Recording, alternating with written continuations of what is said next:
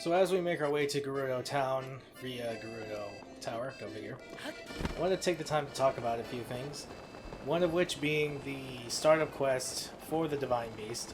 It sort of actually gives you a bit of a preface, a sort of introduction to what you're going to be dealing with here. Of course, you can see Von Navorus moving in the background there. I think that's another thing that's especially well done. What they were probably aiming for in developing Breath of the Wild. You know, the old meme of, you see that mountain over there? You can climb it. You can go to it. Well, it took Nintendo a little bit, but they finally got there. You see that Divine Beast? You can go there. Although I have to wonder, and I have to believe that there is another preloaded area separate from the Divine Beast, which is probably why you phase out whenever you drop off of them. But all the same, you know, it's a thing it's a mechanic that's gone back in a lot of games, and it's, of course, makes full and complete sense here, especially. But what they wanted to bring more to us was the idea of this truth to scale in this area, in this game about exploration.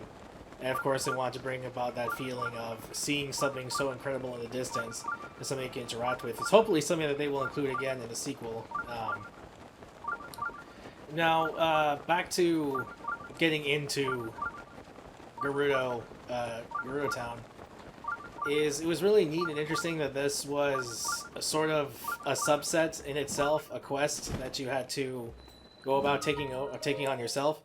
And they didn't have to do this particularly, but they had it well established that, yeah, you can't you can't deal with the Gerudo themselves in their home unless, you know, you're a woman. Link, of course, has the natural problem of being a guy. And then you come to the issue of having to get into this little quest of having to get into the city at all. And this is not the Divine Beast quest. This is just getting into the town so you can get the quest for the Divine Beast.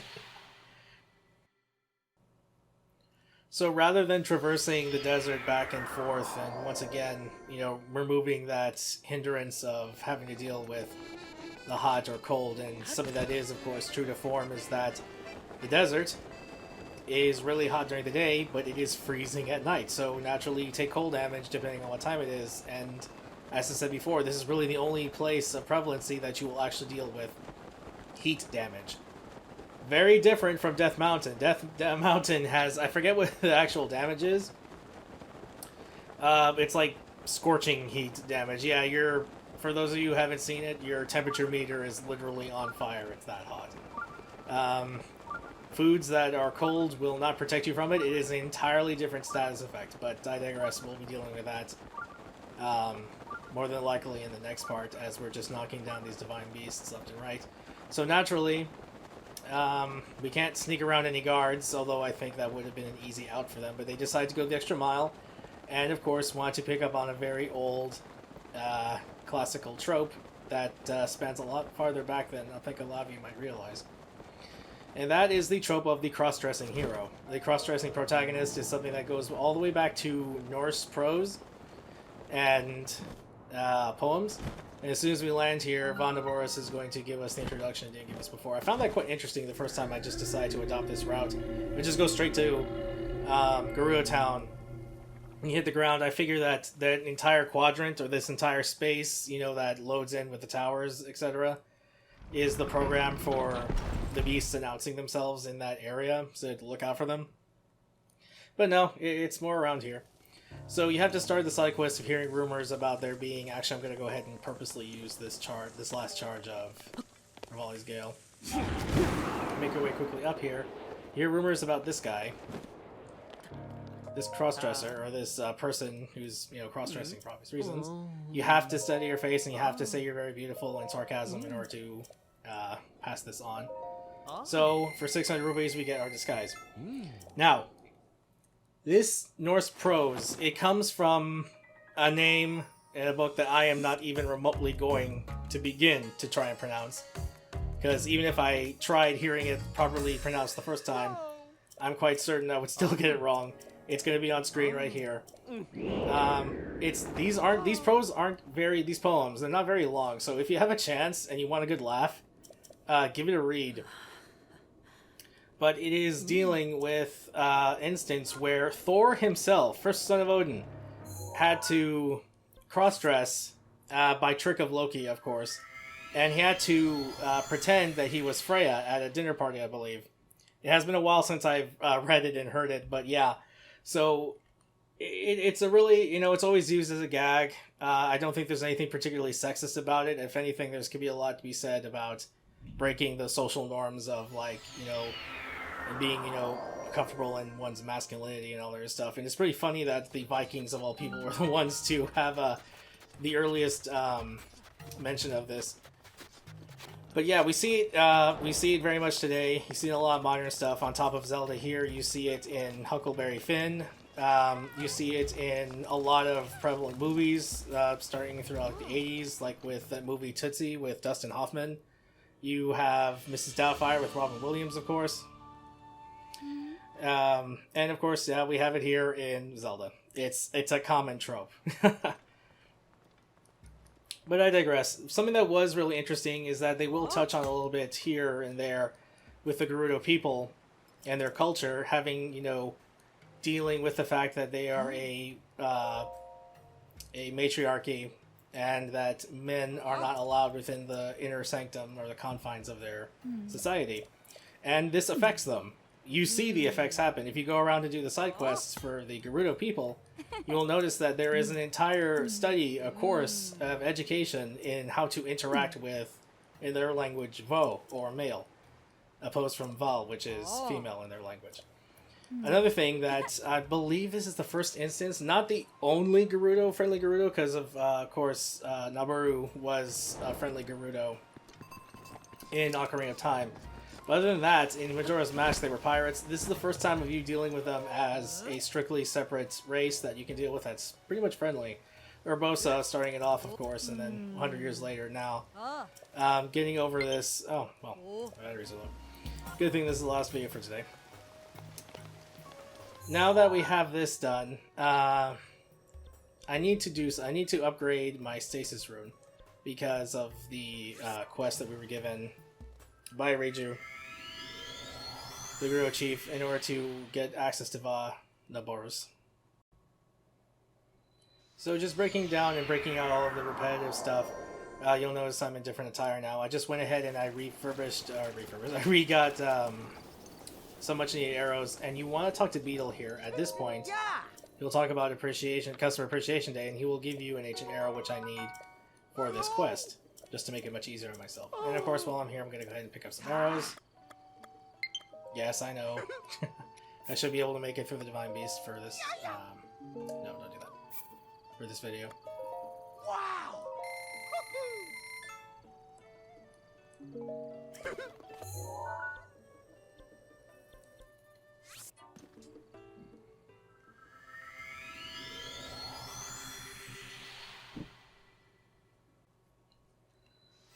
Now, some people will remember the Yiga clan hideout as being extremely aggravating, and I can totally understand why. The detection is, I always see on Twitch that stealth is under this game, and even though it is possible to be stealthy, they really need to work on their stealth system.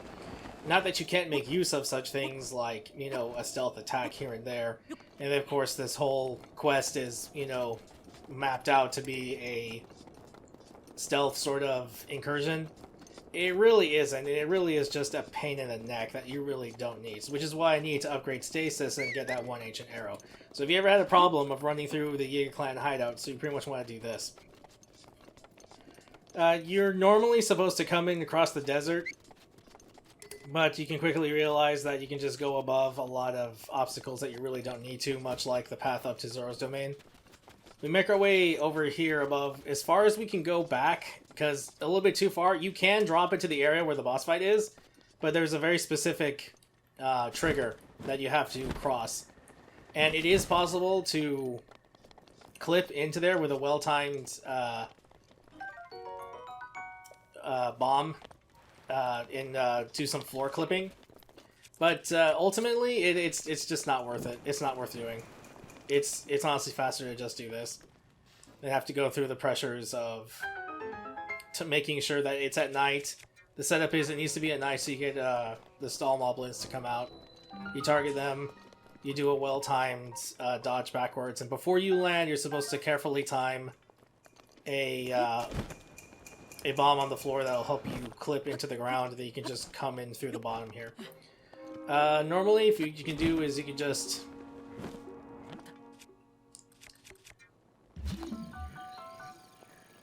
Oh, really?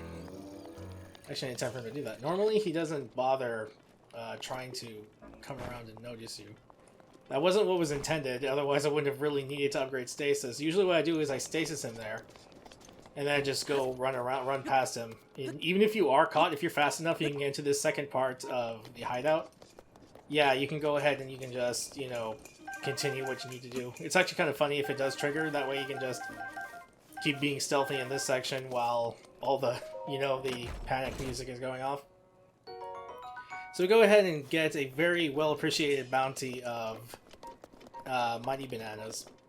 And normally you see with the Champion's Tunic, you can see not all, but a few of the Yiga Clan soldiers making their rounds. Now, there is a very easy way to avoid this, but in order for that to happen, I need Rivali's Gale to be fully charged, so I'll go ahead and cut to when that's applicable. Rivali's Gale is now Well, ready. I guess I was moving a little bit too fast for my own good. So, in order, you can do a few things. Like I said, this section was the best they planned out for any possible stealth, but it's just such a tiny part of the game. So all you really need to do is come out to this surface, and you're going to use Rivali's Gale. Don't worry, they won't be able to hear you. You make your way up top here. The reason you can't just try and glide from there, it's very finicky. You can go ahead and try to make your way from over there, but the interaction has to be really precise with these ledges. You are meant to come up here, or rather it's applicable, but that's not the exact method way to do it. I could stasis this guy, but I just wanted to show you what I originally wanted the Ancient Arrow for.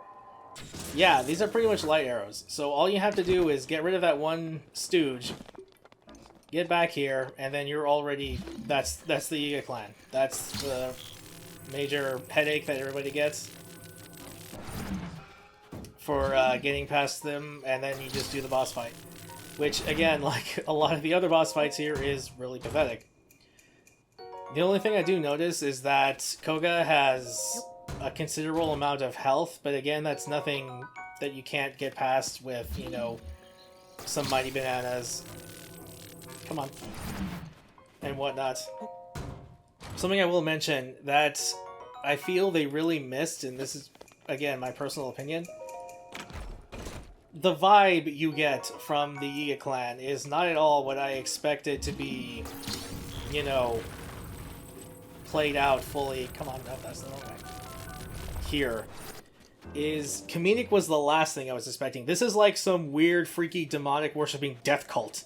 I mean, look at Ganon now. He's far and away beyond, you know, the brutal overlord leader that he used to be, and is horrendous to the point of possible demonhood. And these guys are, you know, all for worshipping him. And it's, I forget the game theory video on it, where this is where he emerged from, and they split off from the rest of them in Kakariko Village, and, you know, you get this bumbling fool. And all I can think of this whole time was just how incredibly shattering this was in how tone-deaf this was being portrayed as. I mean, is he funny? I guess he would be if it wasn't for all of that other stuff beforehand, you know? You can encounter Yiga Clan members out there disguised as normal people, and they talk about bringing death to the chosen hero, and just, like, this crazy nonsense about bringing about chaos and destruction. And right before they go off on this tangent, they talk about, you know, killing the chosen hero. I want the, for his health. Let's do the spin action. You know, and they just, you know, break out of character completely that I will kill you now, and then, yeah. What part of this is supposed to be funny? I just don't get it at all. Of course I was wanted off.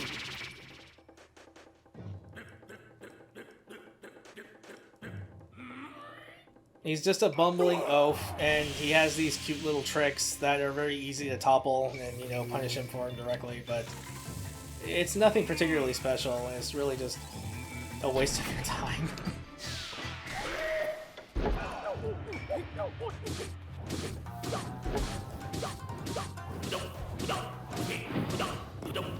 Unfortunately, I'm pretty sure I'm one hit off again. I'm not sure if it's just because I'm using the Blade of Duality, or the Edge of Duality, or if maybe I should have ate a Mighty Banana Meal. It's nothing particularly outrageous. I just think this is a very tone-deaf waste of a fight. The way you take him out is, you know, you've seen the Lionel fights, you've seen the Hinox fights, there's so much more involved than this nonsense. I don't even need to fight him anymore. At this point, you just use Magnesis to keep, you know, having his bomb blow up on him in his face, and yeah, that's it. It's just pathetic all around. I wasn't very happy with how they handled this. Something that is really annoying as a consequence of this is that Yiga clan members will no longer be in disguise. They'll just spawn in like the stall skeletons and just be a general annoyance too. Yay.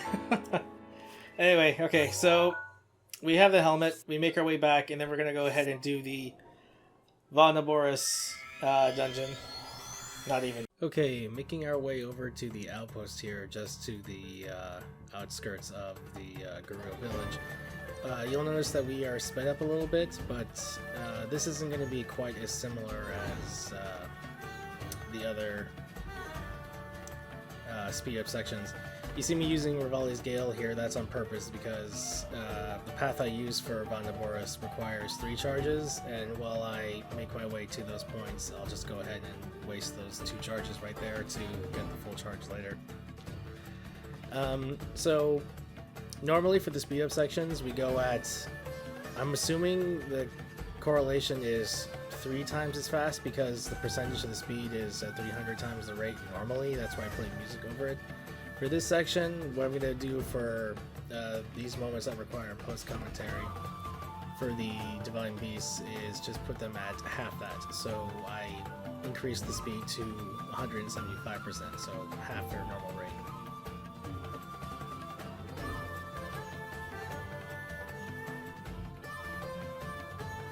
And so, like I mentioned earlier with the other Divine Beast quests, this one is overall definitely the best of them in my opinion. The setup is great, the payoff is pretty good, although I will admit this challenge right here would have been infinitely better if it wasn't for that awful seal control. The sand seals you have to ride on because you can't take your horse here, even if you have the DLC reward, you can't take it out here onto the sand. You have to use sand seals. And you can probably tell what I mean when I say it's one of those like delayed reaction controls. They're very inconsistent and it makes for a very frustrating time. So what I like to do here is I use the golden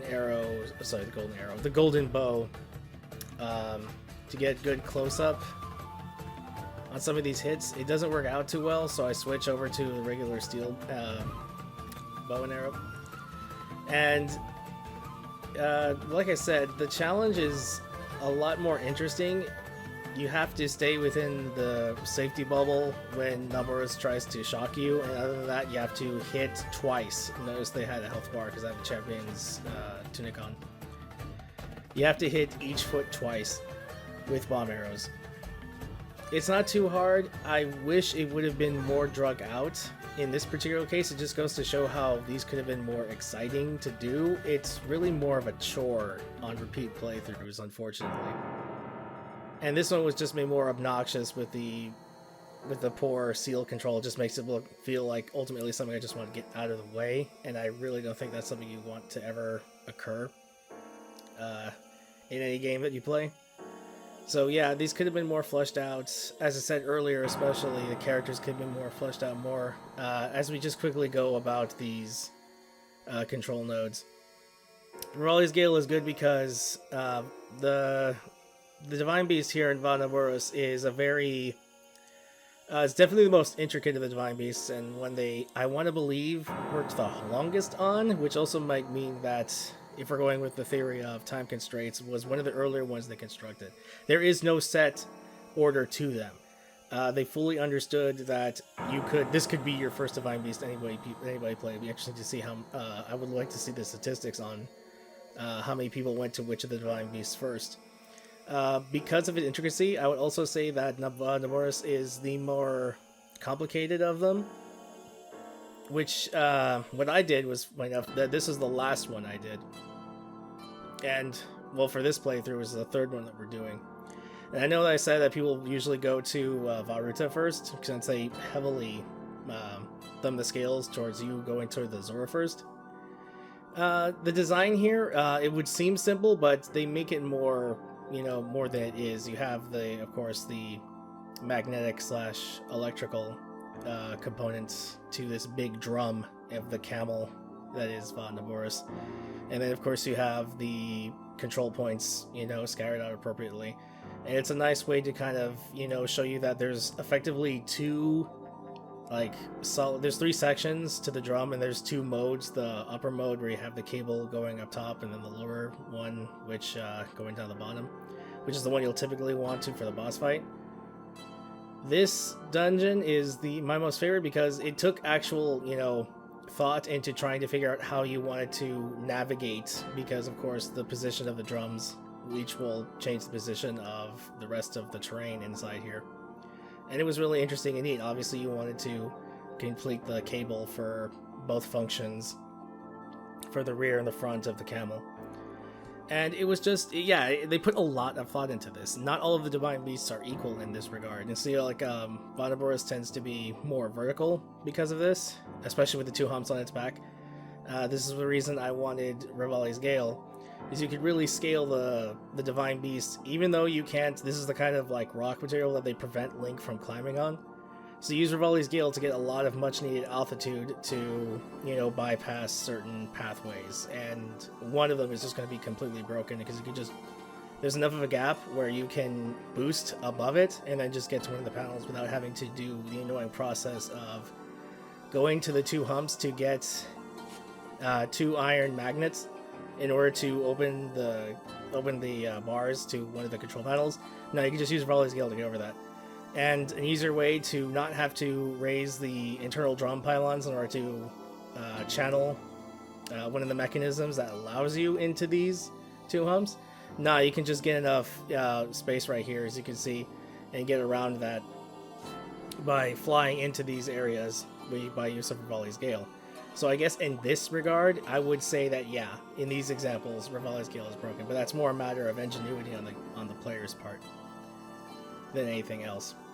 One thing I did want to mention in this post-commentary was a bit more on the setup to this moment, because I don't think I finished my thoughts on that. It was much more involved. There was a prerequisite quest to even getting the traditional quest to even start this whole thing, and it had another great opportunity to further our insight into another race in the Zelda universe, the Darude people. And unfortunately, it's just even though it's I see my batteries were starting to my Joy-Cons were beginning to lower. This is the gate I was talking about earlier. But it's really unfortunate that unless you do a bunch of the side quests, and even then, you're not going to get a tremendous amount of insight onto the Gerudo people. I thought it was very interesting. If you look deeply into this, it was a very interesting concept of the Gerudo people opening up their borders, not necessarily going through the process of opening up their borders, but realizing the implications of their borders being closed to all males. What's cute is that you see that there are Gorons inside Gerudo Village, and because Gorons are essentially unisex, and even though they default with male pronouns, they don't see that as a fault and they just let them in. There's so many things that they could have explored a lot more, but no, with this game, as we've determined already, they went more with the exploratory aspect than with any sort of written concept that you might get from a BioWare game or even a Bethesda game. I'm talking like Skyrim or something like that, which I want to say is something that I feel is, like I've said earlier with other suggestions, needs to be in the sequel of Breath of the Wild. but it would definitely be nice. Now, when you come to Thunderblight Ganon, and he is easily the worst of the Blight Ganons for all of the wrong reasons. As you can see, again, we're fighting the Blight Ganon inside the Divine Beast. At least Von Meadow had its own field, that top area above its wings, for its fight that was designed for it. Thunderblight Ganon is just haphazardly thrown into this big old drum, and it's very awkward to move around. It gets even worse with the fact that this Blight Ganon is extremely fast, and it's a very underhanded maneuver for a player who is, blind and not ready to anticipate this. Its mechanics are not very well drawn out, and again, it speaks to the idea of they were in a rush. See, I knocked him down, and I'm not sure where he is, so I can't lock onto him, and he just gets a free swipe on me. And what we're supposed to do is magnetize those pylons over to him and knocks him down.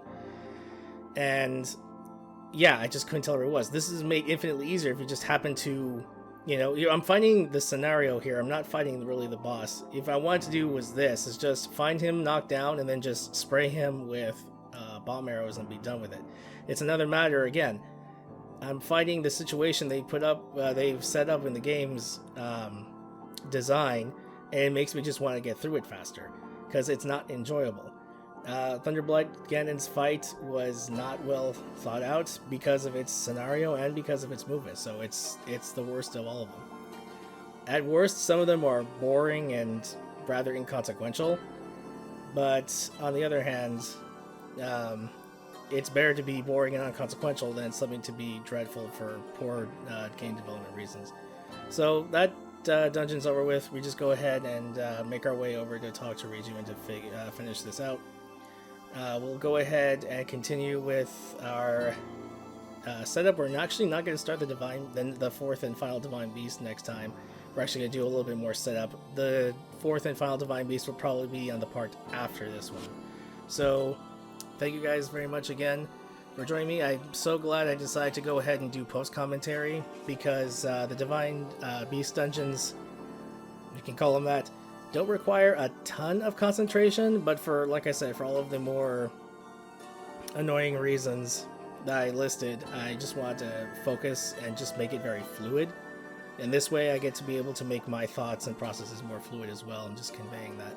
So, glad we decided to do that. When we come back to the tower here, we're going to go ahead and make our way over to the second lab in Akala Valley. So I'll go ahead and see you guys then. So take care.